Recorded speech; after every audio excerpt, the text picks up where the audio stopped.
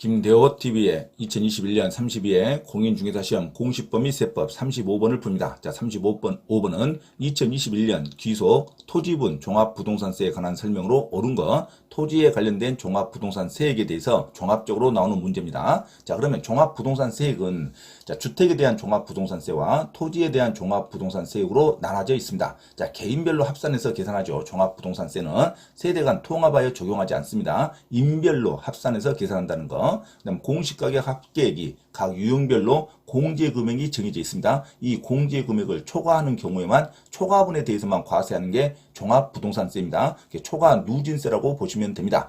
자, 종합부동산세 과세 대상인 토지는 자, 주택과 별도합산 과세 토지와 종합합산 과세 토지가 있습니다. 주택과 별도합산, 종합합산 대상 토지가 종합부동산세 과세 대상인 자산입니다. 그러면 종합부동산세 과세 대상이 아닌 것은 별장을 포함해서 일반 건물, 공장용 건물과 영업용 건물, 상업용 건물, 여기서 오피스텔은 제외합니다. 상업용 건물과 고급 오락장용 건축물, 이런 부속 토지, 자, 이런 것은 종합부동산세에서 과세가 아닙니다. 종합부동산세 과세 대상이 아닌 거, 별장을 포함한 일반 영업용 건축물이라는 거, 그 다음에 분리과세 대상 토지도 종합부동산세 과세 대상이 아닙니다. 자, 분리과세 대상 토지 반드시 종류를 기억해야 되죠. 자, 사치성 재산 토지분, 회원지역 골프장용 토지와 수도법상의 임야 또는 공원 자연환경지구의 임야, 종중이 소유하고 있는 농지, 그 다음에 기본 목장 용지, 자, 이런 것은 분리과세 대상 토지로서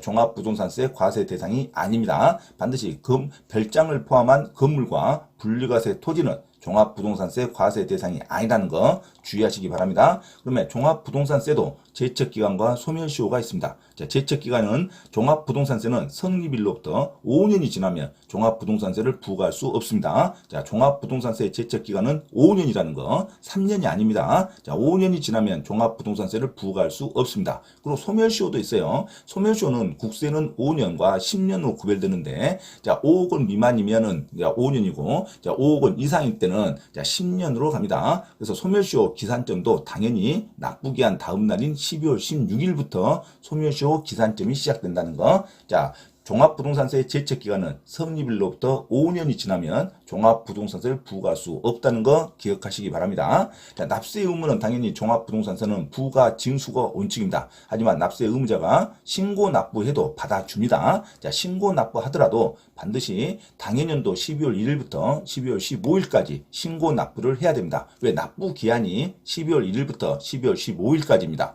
최소한 납부 기한까지는 신고 납부를 해야 받아주겠죠. 그래서 이 기간까지 신고하는 때 종합부동산세 납세 의무는 확정이 됩니다. 자, 그래서 종합부동산세는 원칙은 부과 징수, 고지서로 발급되는 게 원칙인데 별도로 신고해도 가능하다는 거, 신고 납부도 가능하다는 거. 자, 납세지는 당연히 개인 주소지 관할 세무서가 납세지가 됩니다. 주소지, 납세 의무자 주소지 관할 세무서에서 납세지가 된다는 거. 왜? 국세는 대부분 관할 주소지, 관할 세무서가 국세의 관할 관청이 됩니다. 자, 납세자 주소지 관할 세무서가 납세지가 된다는 거. 그리고 신고도 받아주기 때문에 신고를 할 때 과소신고를 하는 경우에는 과소신고 대상 가산세가 적용이 됩니다. 자, 신고할 때는 가산세도 적용되고, 그리고 종합부동산세 과세 기준일은 재산세와 동일하게 매년 6월 1일자 그때의 소유자를 기준으로 과세를 합니다. 자, 과세 기준일은 재산세와 동일하게 6월 1일이라는 거.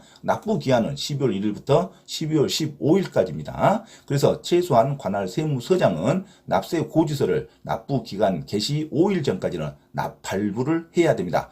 납부 기간 개시 5일 전까지 반드시 관할 세무장은 납세 고지서를 발부를 해야 됩니다. 그래서 납부 기한까지 세액을 납부하지 않을 때는 가산금을 추가로 부담합니다. 날짜를 어겼을 때는 가산금을 부담하고, 신고를 어겼을 때는 가산세가 부담이 됩니다. 신고를 가소신고했을 때는 가산세, 기한을 어겼을 때는 가산금을 추가로 부담을 해야 됩니다. 그리고 종합부동산세는 물납제도가 없습니다. 재산세는 물납제도가 있어요. 세액이 500만 원 초과할 때는 재산세는 물건으로, 부동산, 해당 관할지역 부동산으로 물건으로 대신 납부하는 물납제도가 있는데, 종합부동산세는 물납제도가 없습니다. 반드시 현금으로만 납부를 해야 됩니다. 종합부동산세는 물납제도가 없다는 거. 하지만 종합부동산세는 재산세와 같이 분할 납부 제도는 있습니다. 자, 분할 끊어서 두 번씩 낼 수 있죠. 분할 납부 제도는 종합부동산세에 있습니다. 250만 원 초과할 때, 세액이 250만 원 초과할 때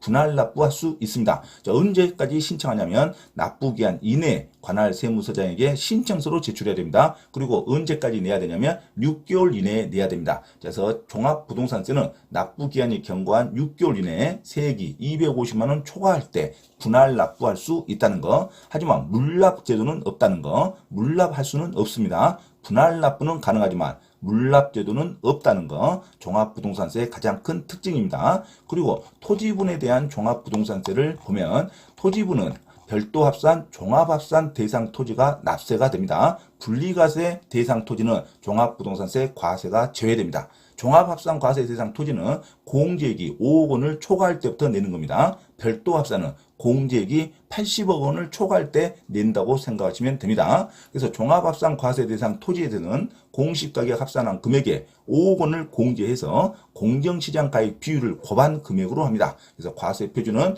공시가격을 합산한 금액에 5억 원을 빼서 거기다가 공정시장 가액비를 곱하면 과세 표준이 됩니다. 별도 합산 과세 대상 토지는 과세 표준에 공시가격 합산한 금액에 80억 원을 공제합니다. 80억 원을 빼서 그 가격에 90% 공정시장 가액비를 곱하면 됩니다. 하지만 2022년에는 공정시장 가액비율이 100%까지 올라가 있죠. 그래서 공정시장 가액비율을 별도로 곱해서 별도 합산과 종합합산 과세 표준을 구한다는 거 기억하시기 바랍니다.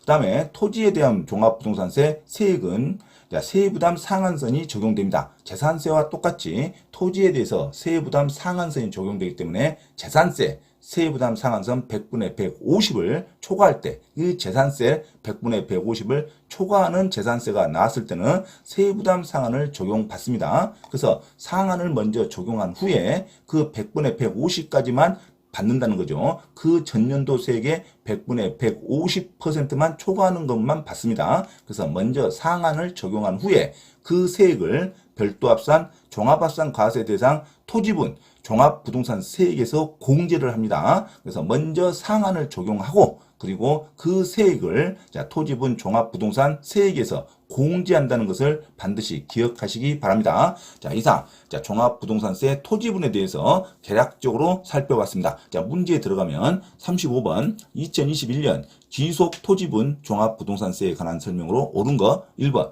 재산세 과세 대상 중 분리과세 대상 토지는 우리 종합부동산세 납부 안 합니다. 자, 분리과세 대상 토지와 일반 건축물, 별장을 포함한 일반 건물은 종합부동산세 과세 대상이 아니다로 가야죠. 자, 분리과세 대상 토지는 종합부동산세 과세 대상이다. 이게 틀렸죠. 자, 분리과세 대상 토지와 별장을 포함한 일반 건축물은 종합부동산세 과세 대상이 아닙니다. 틀린 문장이죠. 2번 종합부동산세 분납은 허용되지 않는 게 아니라 분납제도는 허용이 됩니다. 분납제도는 납부 기한 후 6개월 이내에 내는 거죠. 세액이 250만 원을 초과했을 때 분납제도는 인정이 됩니다. 그래서 분납은 허용되지 않는다가 틀렸죠. 자, 3번 종합부동산은 물납은 허용되지 않는다. 이게 정답입니다. 정답은 3번으로 기억하시기 바랍니다. 자, 종합부동산세는 분납은 허용하지만 납부 기한 내 6개월 이내 한 번 다시 내는 것은 허용하지만 물납은 허용되지 않습니다. 물건으로 부동산으로 대신 납부하는 것은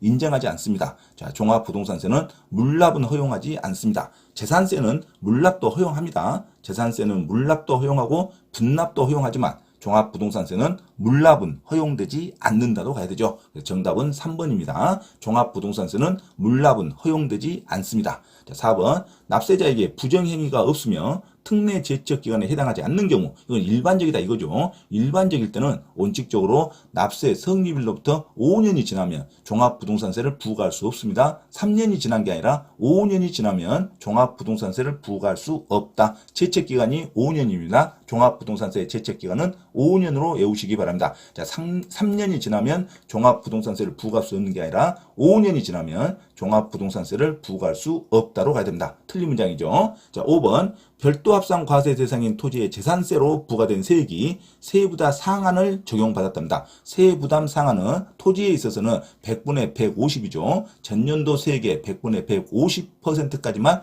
다시 받는다는 거죠. 너무 많은 세가 상한이 되면 그것은 없는 것으로 합니다. 전년도 세액의 100분의 150%만 걷어들인다는 거죠. 이게 세부담 상한이 되겠습니다. 자, 별도 합산 과세 대상 토지의 재산세로 부과된 세액이 세부담 상한을 적용받을 때는 그 상한을 적용받기 전에 세액을 토지분 종합부동산세에서 공제하는 게 아니라 그 상한을 적용받기 전에 세액을 하는 게 아니라 그 상한을 적용한 후의 세액으로 공제합니다. 그래서 그 상한을 적용받기 전이 아니라 상한을 적용받은 후 100분의 150까지만 기준으로 해서 토지분 종합부동산세액에서 공제한다로 가야 됩니다. 그래서 상한을 적용받기 전에 아니라 상한을 적용한 후 세액을 별도 합산 과세 대상 토지분 종합부동산 세액에서 다시 공제를 해서 그 세금을 내면 됩니다. 그래서 토지에 있어서 세부담 상한이 적용받을 때는 먼저 그 상한을 적용한 후에 세액을 토지분 종합부동산세액에서 공제한다도 가야 됩니다. 아주 중요한 지문이니까 반드시 숙지하시기 바랍니다. 그러면 35번의 설명으로 옳은 거, 토지분 종합부동산세의 설명으로 옳은 것은 3번 종합부동산세의 물납은 허용되지 않는다로 기억하시기 바랍니다. 자, 종합부동산세는 분납은 허용합니다. 250만 원 세액이 초과됐을 때 6개월 이내에 분납하는 것은 허용하는데 물건으로 대신 대납하는 것은 허용하지 않습니다. 물납은 허용하지 않는다. 그리고 토지에 있어서 재산세 세부담 상한이 적용받을 때는 먼저 상한선을 적용한 후 세부담 상한 100분의 150%를 적용한 후에 그 다음에 토지분 종합부동산 세액에서 공제하면 됩니다. 자, 상한을 적용한 후 세액을 공제한다로 외우시기 바랍니다. 자, 정답은 3번으로 기억하시기 바랍니다. 공인중개사 시험 자격증을 반드시 취득하고자 하는 분은 개인 또는 그룹으로 원장 직접 과외 수업을 신청할 수 있으며 공인중개사 고시학원 또는 회사에서의 공인중개사 시험 전과목 특강 및 경매 실무 강의도 가능하니 많은 신청을 바랍니다. 또한 공인중개사 시험 전과목 특별 무료 강의를 듣고자 하신 분은 매주 토요일 오후 1시부터 5시까지 서울 강서구 내발산동에 위치한 발산초등학교 맞은편 소생교회로 참석하시면 됩니다. 이상 화면 오른쪽 공지사항을 참조하시고 기타 문의는 김대호 원장 전화번호 문자로 신청하시기 바랍니다. 감사합니다.